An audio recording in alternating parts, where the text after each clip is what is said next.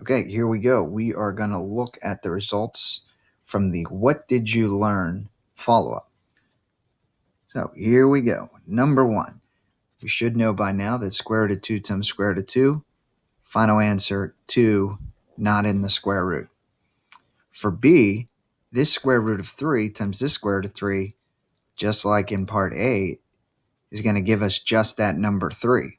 I still have the 4 out in front, so I will take 4 times 3.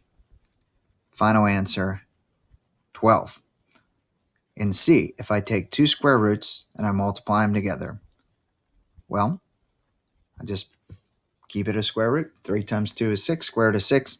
That is a simplified value right there. And then in D, when we're dividing by a square root, best case scenario, a square root of 3 cancels with a square root of 3. Final answer, we're looking at 10.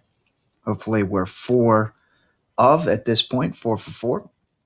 E, what happens when we multiply by a square root or we divide by a square root? So in this problem, we're not going to be able to just jump to the answer.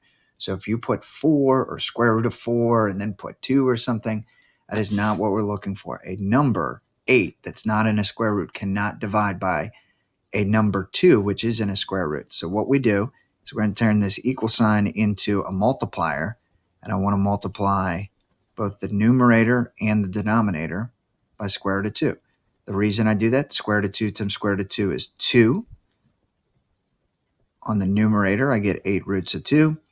This 2, not in a square root, can divide into this 8, not in a square root. Therefore, I'm left with 4 roots of 2. Now, I do have a 1 on the denominator, but anything divided by 1 is just itself. For F, same thing. I have a square root of 3, so I'm going to multiply then the top and the bottom by square root of 3. And similar to what we saw in the previous video, I will get 3 on the bottom. I get 14 roots of 3 on the numerator. And since 3 does not evenly divide into 14, that right there will be a simplified final answer. In G, I'm going to take square root of 6 times square root of 3. I'm going to multiply, and I get 18. However, let's take a look. Is there a perfect square that goes into that? There is. 18 can be broken down into the square root of 9 times square root of 2. Why is square root of 9 a winner? Because square root of 9 is equal to 3, not in the square root. Keep the square root of 2 along for the ride. Final answer, 3 roots of 2. And then finally for H here, I've got the 4 and the 5. They multiply to 20. I've got the square root of 2, and that's going to multiply with the square root of 2, which gives me 2, not in the square root, 20, multiplied by 2. This one conveniently works out to be 40. So hopefully in that follow-up of 8, you feel very comfortable multiplying square roots with square roots. You know how to handle it if there's a number out in front of a square root.